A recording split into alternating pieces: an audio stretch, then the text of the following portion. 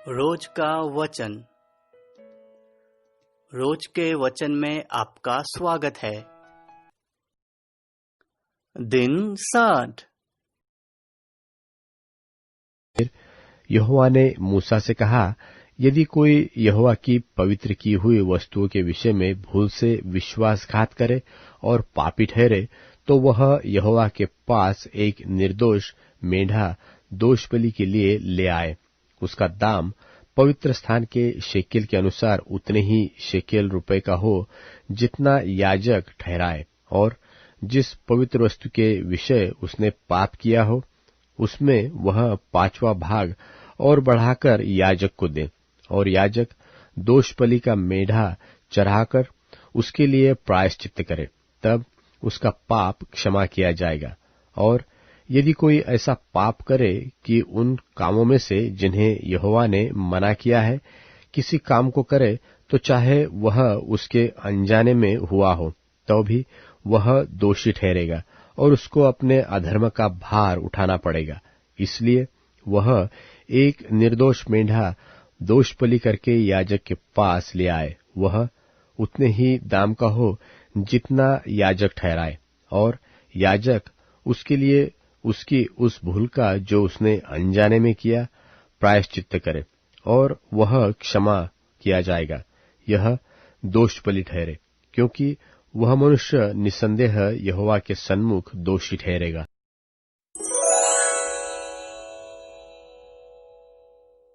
लव्य व्यवस्था अध्याय 6। लव्य व्यवस्था अध्याय 6। फिर यहोवा ने मूसा से कहा, यदि कोई यहोवा का विश्वासघात करके पापी ठहरे, जैसा कि धरोहर व लेन देन व लूट के विषय में अपने भाई से छल करे व उस पर अंधेर करे व पड़ी हुई वस्तु को पाकर उसके विषय झूठ बोले और झूठी शपथ भी खाए, ऐसी कोई भी बात क्यों न हो जिससे करके मनुष्य पापी ठहरते हैं, तो सब जब वह ऐसा काम करके दोषी हो जाए, तब जो भी वस्तु उसने लूटी व अंधेर करके व धरोहर व पड़ी पाई हो, चाहे कोई वस्तु क्यों न हो जिसके विषय में उसने झूठी शपथ खाई हो, तो वह उसको पूरा पूरा लौटा दे और 5वां भाग भी बढ़ाकर दे। जिस दिन यह मालूम हो कि वह दोषी है, उसी दिन वह उस वस्तु को उसके स्वामी को लौटा दे, और वह यहोवा के सन्मुख अपना दोषबलि भी ले आए, अर्थात एक निर्दोष मेंढ़ा दोषबलि के लिए याजक के पास ले आए। वह उतने ही दाम का हो जितना याजक ठहराए। इस प्रकार याजक उसके लिए यहोवा के सामने प्रायश्चित्त करे, और जिस काम को करके वह दोषी हो गया है उसकी क्षमा उसे मिलेगी। भांति भांति के बलिदानों की विधि। फिर यहोवा ने मूसा से कहा, हारून और उसके पुत्रों को आज्ञा देकर यह कहा कि होमबलि की व्यवस्था यह है, अर्थात होमबलि ईंधन के ऊपर रात भर भोर तक वेदी पर पड़ा रहे, और वेदी की अग्नि वेदी पर जलती रहे, और याजक अपने सनी के वस्त्र और अपने तन पर अपनी सनी की जांघिया पहनकर होमबलि की राख जो आग के भस्म करने से वेदी पर रह जाए उसे उठाकर वेदी के पास रख, और तब वह अपने ये वस्त्र उतारकर दूसरे वस्त्र पहनकर राख को छावनी से बाहर किसी शुद्ध स्थान पर ले जाए, और वेदी पर अग्नि जलती रहे और कभी बूझने न पाए। अन्नबलि की व्यवस्था इस प्रकार है कि हारून के पुत्र उसको वेदी के आगे यहोवा के समीप ले आए, और वह अन्नबलि के तेल मिले हुए मैदे में से मुट्ठी भर और उस पर का सब लोबान उठाकर अन्नबलि के स्मरणार्थ के इस भाग को यहोवा के सन्मुख सुगंधदायक सुगंध के लिए वेदी पर जलाए, और उसमें से जो शेष रह जाए उसे हारून और उसके पुत्र खा जाए। वह बिना खमीर पवित्र स्थान में खाया जाए, अर्थात वे मिलाप वाले तंबू के आंगन में उसे खाए। वह खमीर के साथ पकाया न जाए, क्योंकि मैंने अपने हव्य में से उसको उनका निज भाग होने के लिए उन्हें दिया है। इसलिए जैसा पाप बलि और दोष बलि परम पवित्र है, वैसा ही वह भी है। हारून के वंश के सब पुरुष उसमें से खा सकते हैं। तुम्हारी पीढ़ी पीढ़ी में यहोवा के हवनों में से यह उनका भाग सदैव बना रहेगा।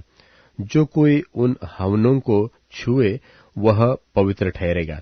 फिर यहोवा ने मूसा से कहा, जिस दिन हारून का अभिषेक हो उस दिन वह अपने पुत्रों के साथ यहोवा को यह चढ़ावा चढ़ाएगा, अर्थात एपा का 10वां भाग मैदा नित्य अन्य बलि में चढ़ाए और उसमें से आधा भोर को और आधा संध्या के समय चढ़ाए।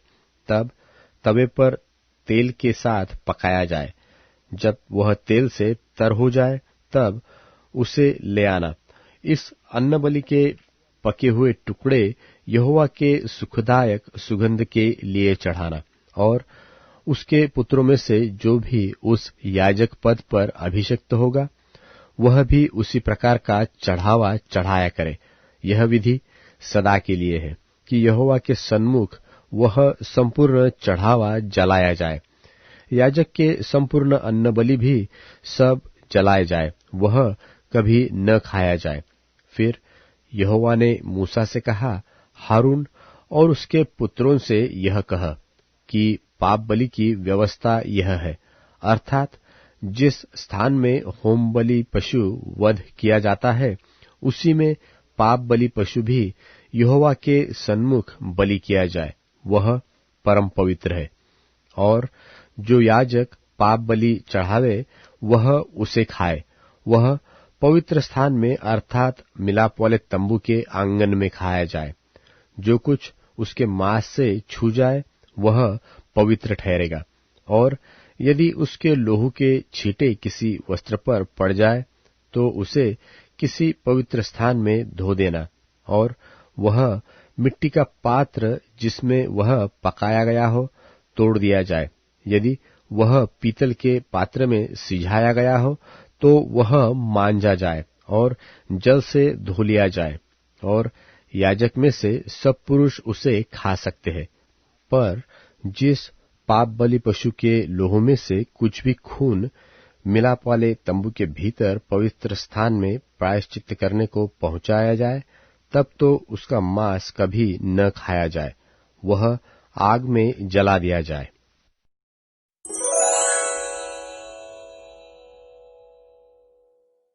लव्य व्यवस्था अध्याय 7। लव्य व्यवस्था अध्याय 7। फिर दोष बलि की व्यवस्था यह है, वह परम पवित्र है। जिस स्थान पर होम बलि पशु का वध करते हैं उसी स्थान पर दोष बलि पशु का भी बलि करे, और उसके लोहू को याजक वेदी पर चारों ओर छिड़के, और वह उसमें की सब चर्बी को चढ़ाए, अर्थात उसकी मोटी पूंछ को, और जिस चर्बी से अतड़ियां ढपी रहती है वह भी, और दोनों गुर्दे और जो चर्बी उनके ऊपर और कमर के पास रहती है, और गुर्दों समेत कलेजे के ऊपर की झिल्ली, इन सबों को वह अलग करे। और याजक इन्हें वेदी पर यहोवा के लिए हवन करे, तब वह दोष बलि होगा। याजक में के सब पुरुष उसमें से खा सकते हैं। वह किसी पवित्र स्थान में खाया जाए, क्योंकि वह परम पवित्र है। जैसा पाप बलि है वैसा ही दोष बलि भी है। उन दोनों की एक ही व्यवस्था है। जो याजक उन बलियों को चढ़ा के प्रायश्चित करे वही उन वस्तुओं को ले ले, और जो याजक किसी के लिए होम बलि को चढ़ाए उस होम बलि पशु की खाल को वही याजक ले ले, और तंदूर में व कढ़ाई में व तवे पर पके हुए सब अन्न बलि उसी याजक की होंगी जो उन्हें चढ़ाते हैं। और सब अन्न बलि जो चाहे तेल के सने हुए हो चाहे रूखे हो, वे हारून के सब पुत्रों को एक समान मिले।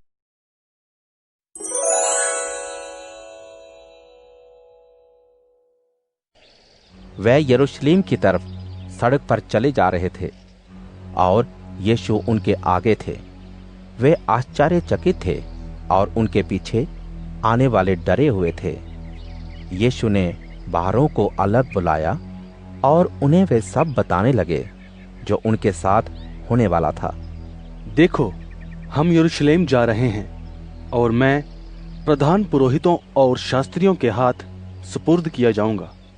वे लोग मुझे फांसी की सजा देंगे और गैर यहूदियों के हाथ में दे देंगे।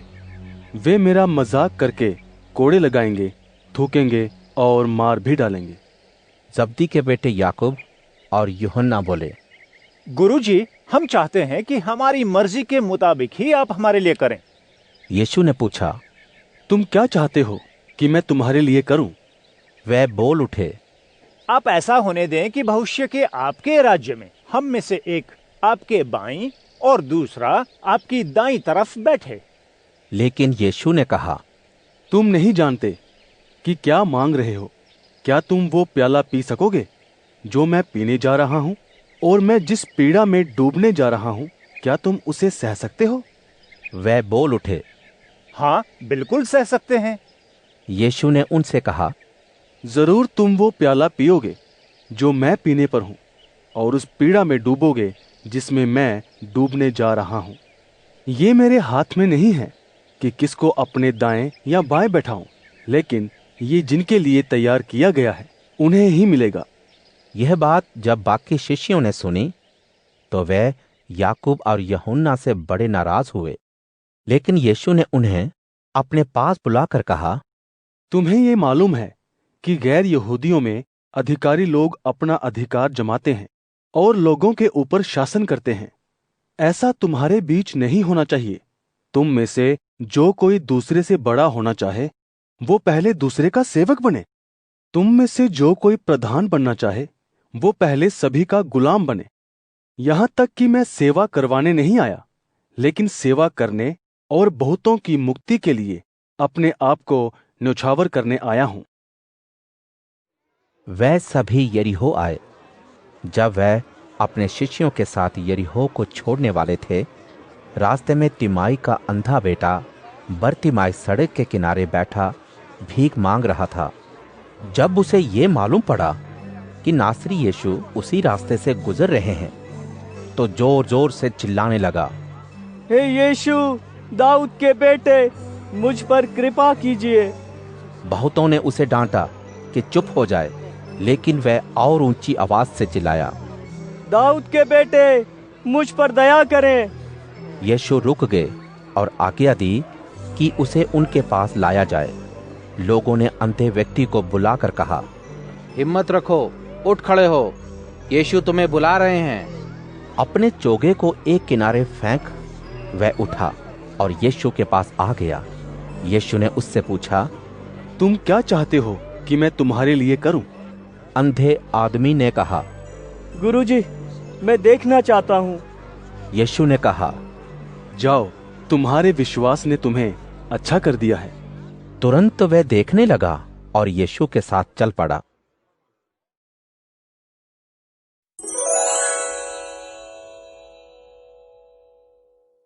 दुर्जन किसी काम का आदमी नहीं होता, बकवादी यहाँ वहां कुटिल बातें कहता फिरता है। वह आंखों से सैन और पैर से इशारा करता है। वह अपनी अंगुलियों से संकेत करता है। वह कुटिल हृदय से बुरी योजनाएं गढ़ता है। वह निरंतर लड़ाई झगड़ा उत्पन्न करता है। अतः उस पर अचानक ही विपत्ति का आक्रमण होगा। वह पल भर में नष्ट हो जाएगा और उसके बचने की कोई आशा नहीं रहेगी। 6 बातों से प्रभु को बैर है, वरन 7 दुर्गुणों से वह घृणा करता है। घमंड से चढ़ी हुई आंखें, झूठ बोलने वाली जीभ, निर्दोष व्यक्ति की हत्या करने वाले हाथ, कुचक्र रचने वाला हृदय, बुराई करने को दौड़ने वाले पैर, झूठ बोलने वाले साक्षी और भाइयों में झगड़ा करने वाला मनुष्य।